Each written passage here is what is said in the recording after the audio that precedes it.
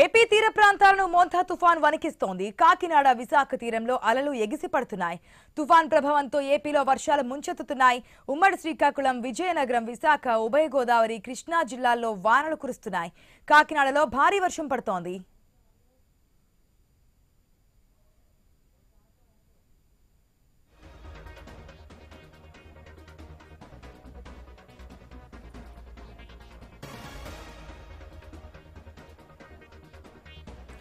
ఇవాళ శ్రీకాకుళం నుంచి నెల్లూరు వరకు వాతావరణ శాఖ అధికారులు రెడ్ అలర్ట్ జారీ చేశారు. రాయలసీమ జిల్లాలకు ఆరెంజ్ అలర్ట్ జారీ చేశారు. మత్స్యకారులు 5 రోజుల పాటు వేటకు వెళ్లొద్దని హెచ్చరించారు. అన్ని పోర్టులో ప్రమాద హెచ్చరికలు జారీ చేశారు. రేపటి నుంచి భారీ నుంచి అతి భారీ వర్షాలు కురిసే అవకాశం ఉందని అధికారులు తెలిపారు. కొన్ని ప్రాంతాల్లో అత్యంత భారీ వర్షాలు కురుస్తాయని ప్రకటించారు. తీర ప్రాంత జిల్లాలో అధికారులు పునరావాస కేంద్రాలను ఏర్పాటు చేశారు.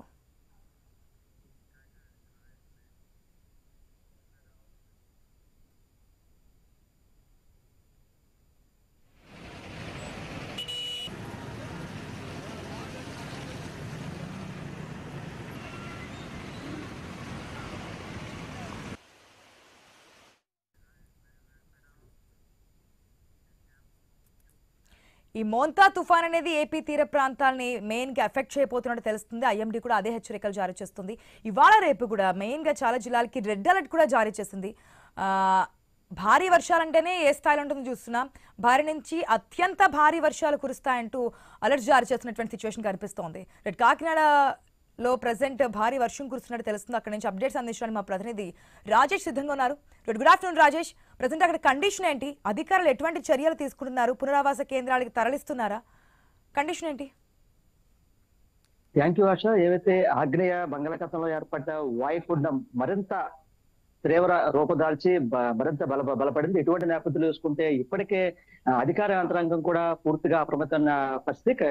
ఇప్పటికే ఎవరైతే ఏపీ పురపాలక శాఖ మంత్రిగా ఉన్న మంత్రి నారాయణ ఇప్పటికే జిల్లా అధికార యంత్రాంగంతో కూడా వారి భేటీ అయిన పరిస్థితి. అంటే దీనికి సంబంధించి ఏవైతే కాకినాడ జిల్లా అలాగే ఉమ్మడి తూర్పుగోదావరి జిల్లాలో ఎక్కడ ఎటువంటి ప్రాణ నష్టం, ఆస్తి నష్టం జరగకుండా పూర్తి భద్రతా చర్యలకి ఇప్పటికే అధికారులతో సమగ్రమైన పరిస్థితి. అయితే ప్రస్తుతం చూసుకున్నట్టయితే ఉదయం 9 గంటల నుంచి మోస్తరుపాటు వర్షాలు కురుస్తున్న నేపథ్యంలో ఎక్కడ ఎటువంటి ఇబ్బంది కలగకుండా ఇప్పుడే అధికారులు అయితే పూర్తిగా నిమగ్నమైన పరిస్థితి. అయితే మరోపక్క చూసుకుంటే ఏదైతే హోప్ ఐలాండ్ సంబంధించి హోప్ ఐలాండ్ లో ఉన్న 110 మంది ప్రజానికి ఎవరుతున్నారో వారిని సురక్ష ప్రాంతం తరలించే దిశగా కూడా ఇప్పటికే తోరంగి ఏవైతే పునరావాస కేంద్రం ఉందో అక్కడికి తీసుకొచ్చిన పరిస్థితి. మరోపక్క ఉప్పాడ తీర ప్రాంతం లోతు ప్రాంతాల్లో ఉన్న ప్రజానికి ఎవరుతున్నారో వారంతా కూడా సురక్ష ప్రాంతం తరలించే దిశగా కూడా ఇప్పటికే అధికారులు నిమజ్జనం ఉన్నారని చెప్పుకోవచ్చు. మరోపక్క కాకినాడ చుట్టుపక్కల ప్రాంతాల్లో ఎక్కడ అంటే ఎదురుగాళ్ళు ఎక్కువ వేస్తున్న నేపథ్యంలో 90 నుంచి 120 కిలోమీటర్ల వేగంతో ఎదురుగాలు వస్తాయని వాతావరణ శాఖ ఇప్పటికే వెల్లడించిన నేపథ్యంలో గాలులు ఎక్కువ వస్తాయన్న ఆలోచనతో కూడా ఇప్పటికే అధికారులంతా కూడా పూర్తిగా నిమజ్జన పరిస్థితి. మరోపక్క ఎలక్ట్రిసిటీ డిపార్ట్మెంట్ సంబంధించి కరెంట్ అంటే ఏమన్నా ఎలక్ట్రికల్ వైర్లు తెగి పడిపోయినా లేకపోతే కొమ్మలు తెగి ఎలక్ట్రికల్ వైర్లు పడినా ఎటువంటి ఇబ్బంది కలగకుండా ఇప్పటికే ఎలక్ట్రికల్ సిబ్బందిని కూడా పూర్తిగా వారు ఏర్పాటు చేస్తే మరోపక్క ఎన్డీఆర్ఎఫ్, ఎస్డీఆర్ఎఫ్ బృందం కూడా ఎక్కడైతే లోతు ప్రాంతాల్లో ఉన్న ప్రజానికి ఉన్నారో కూడా వారిని సురక్ష ప్రాంతం తరలించే దిశగా కూడా ఇప్పటికే ఎన్డీఆర్ఎఫ్, ఎస్డీఆర్ఎఫ్ బృందాలు కూడా పూర్తిగా చేరుకునే పరిస్థితి ఉందని చెప్పుకోవచ్చు. మరోపక్క ఎవరైతే మత్స్యకారులని వేటకు వెళ్ళొద్దని చెప్పి ఓ పక్క ఏవైతే అంటే పిఠాపురం, ఉప్పాడ, కొత్తపల్లి ఇటుపక్క తదితర ప్రాంతాల్లో కూడా మత్స్యకారులు ఎక్కువ ఉంటారు. ఆ చుట్టుపక్కల ప్రాంతాల్లో కూడా దండోరా వేయించి ఈ ఏవైతే మోదా తుఫాను ప్రభావం ఉంది కాబట్టి ఎవరు మత్స్యకారులకు వేటలకు వెళ్ళదని చెప్పిన పరిస్థితి. అయితే మరోపక్క కొంతమంది అంటే గత 3 రోజుల క్రితం ఎవరైతే వేటకు వెళ్ళారో ఆ వేటకు వెళ్ళిన మెగ్జైడ్ బోట్లు ఏవైతే ఉన్నాయో ఆ మెగ్జైడ్ బోట్లు తీసుకొచ్చే విధంగా కూడా ఇప్పటికే అధికారులు పూర్తి చర్యలు చేపట్టే పరిస్థితి కనబడుతుంది. అయితే ఎక్కడ ఎటువంటి ఇబ్బంది కలగకుండా అధికార యంత్రాంగం అయితే కూడా పూర్తిగా అప్రమత్తం చెప్పుకోవచ్చు. అయితే ప్రస్తుతం చూసుకున్నట్టయితే ఇప్పటికే ఎవరైతే పురపాలక శాఖ మంత్రిగా ఉన్న కాకినాడ ఇన్ఛార్జ్ మంత్రిగా ఉన్న మంత్రి పొంగునూరు నారాయణ కూడా ఇప్పటికే కాకినాడ చేరుకున్న పరిస్థితి. ఎవరైతే ఒక పక్క రెవెన్యూ అలాగే ఎలక్ట్రికల్, పోలీస్, మున్సిపల్ కమిషనర్ అయితే వీరందరితో కూడా ఇప్పటికే భేటీ అయిన పరిస్థితి. అంటే దీనికి ప్రధాన కారణం ఎఫెక్ట్ అయితే చాలా ఎక్కువగా ఉందని తెలుస్తోంది. ముందు నుంచి అధికారులు అప్రమత్తం చేస్తున్నారు. టెలికాన్ఫరెన్స్ ద్వారా మంత్రులు కూడా అప్రమత్తం చేస్తున్నారు. కలెక్టర్స్ కూడా అప్రమత్తం చేస్తున్నారు సీఎం. అయితే ఎన్ని పునరావాస కేంద్రాలను ఏర్పాటు చేశారు? ఎంతవరకు ప్రజల్లో అవేర్నెస్ తీసుకొస్తున్నారు? దానికి సంబంధించిన డీటెయిల్స్ అంటే పునరావాస కేంద్రాల్లో అన్ని వసతులు సంబంధించి కంప్లీట్ చేసినట్టేనే, ఎందుకంటే ఇవాళ రేపు కూడా మనకి ఎక్కువ నష్టం జరిగే అవకాశం ఉంది అని చెప్తుంది కదా ఐఎండీ.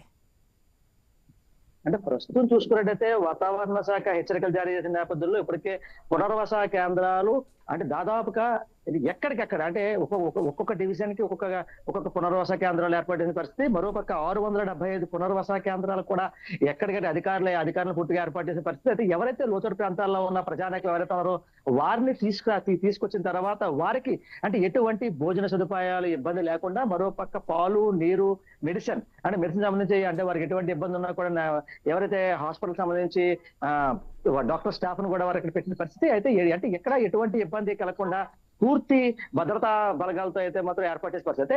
అంటే ఈ రోజు ఉదయం నుంచి కూడా మోస్తరు వర్షాలు కురుస్తున్న నేపథ్యంలో ఈ రోజు రాత్రికి కొంత ఈ తుఫాను ప్రభావం ఎక్కువ ఉంది. రేపు దిశ మార్చుకోవడం కాబట్టి దాంతో అయితే ఓ పక్క తుఫాను ప్రభావం ఎక్కువ ఉన్న నేపథ్యంలో ఎక్కడ ఎటువంటి ఇబ్బంది కలగకుండా అయితే ఇప్పటికే జిల్లా అధికార యంత్రాంగాన్ని పూర్తిగా ఎక్కడికెక్కడికి భద్రతా చర్యలు చేపట్టాలని చెప్పి ఎవరైతే సీఎం చంద్రబాబు అలాగే డిప్యూటీ సీఎం పవన్ కళ్యాణ్ కూడా ఆదేశాలు జారీ చేశారు. మరోపక్క ఈ కాకినాడ జిల్లాలో ఉన్న పిఠాపురం నియోజకవర్గం ఎమ్మెల్యేగా ప్రాతినిధ్యం వహిస్తున్న పవన్ కళ్యాణ్ కూడా ఇప్పటికే ఉప్పాడ సముద్ర తీర ప్రాంతం అంటే ఈ సుభద్రంపేట ఇవన్నీ ఏవైతే తీర ప్రాంత ప్రజానికి ఉన్నారో వారంతా కూడా ఎక్కడ ఇబ్బంది పడకూడదు, ఎటువంటి ఇబ్బంది కలగకుండా పూర్తిగా భద్రతా చర్యలు చేపట్టాలి. అంటే లోతట్టు ప్రాంతాల్లో ఉన్న ప్రజానికాన్ని అంతా కూడా సురక్ష ప్రాంతం తరలించే దిశగా కూడా వీరంతా కూడా ముమ్మరంగా అధికారులంతా ఏర్పాటు చేయాలని చెప్పి ఇప్పటికే జిల్లా కలెక్టర్ శైలి షణ్మోహన్ కూడా ఆదేశాలు జారీ చేసిన పరిస్థితి. మరోపక్క ఎవరైతే అంటే పక్క లోతట్టు ప్రాంతాల్లో ఉన్న ప్రజానికాన్ని అంటే ఎక్కడా ఇబ్బంది కలగకుండా కూడా పూర్తి భద్రతా చర్యలు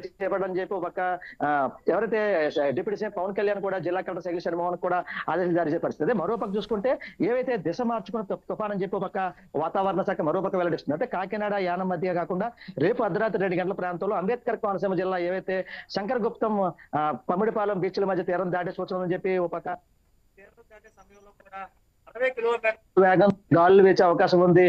ఇది ఈ ఉదయం కూడా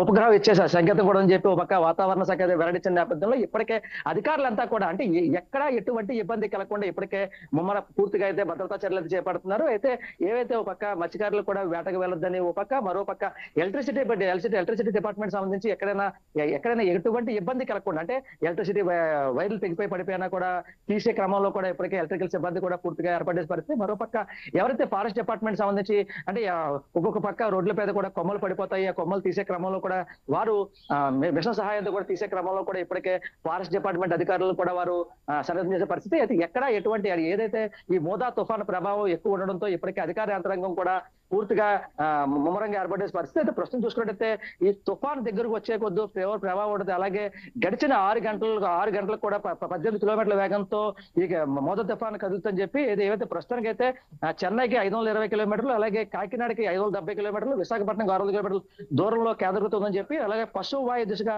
కదులుతూ రేపు ఉదయానికి తీవ్ర తుఫానుగా మారే అవకాశం చెప్పి మరోపక్క వాతావరణ శాఖ వెల్లడించిన నేపథ్యంలో ఈ తీరం వెంబడి గంటకి 90 నుంచి 120 కిలోమీటర్ల వేగంతో బలమైన ఎదురుగాలతో అలాగే ఉంటుందని చెప్పి అలాగే వాతావరణం ప్రశాంతంగా ఉందని అశ్రద్ధగా ఉండదని చెప్పి ఇప్పటికే వాతావరణ శాఖ అయితే వెల్లడించింది. అయితే ఎక్కడ ఎటువంటి అవాంఛనీయ సంఘటన జరగకుండా అయితే పూర్తి భద్రతా చర్యలు చేపడుతున్నారు. అయితే ఏదైనప్పటికీ ఈ మోందా తుఫాను ప్రభావం ఎక్కువ ఉండడంతో అధికార యంత్రాంగం కూడా ఇప్పటికే ఎదుర్కోవడానికి అయితే పూర్తి ఏర్పాట్లు చేశారని చెప్పుకోవచ్చు. అయితే ఇప్పటికే ఒక పక్క ఎవరైతే పురపాలక శాఖ మంత్రిగా ఉన్న నారాయణ కూడా ఇప్పటికే అధికార యంత్రాంగంతో కూడా భేటీ అయ్యే పరిస్థితి. అంటే ఈ మోందా తుఫాన్ ఎక్కడ అంటే ఒకవేళ తీరం దాటే అవకాశం ఉన్నప్పటికీ కూడా ఎటువంటి ప్రాణ నష్టం అస్తి జరగకుండా కూడా పూర్తి భద్రతా చర్యలు చేపట్టడంలో అధికారులు అయితే పూర్తిగా దాంట్లో నిమగ్నం అని చెప్పి చెప్పుకోవచ్చు. ఆశ. Right, Rajesh. Thanks for the update.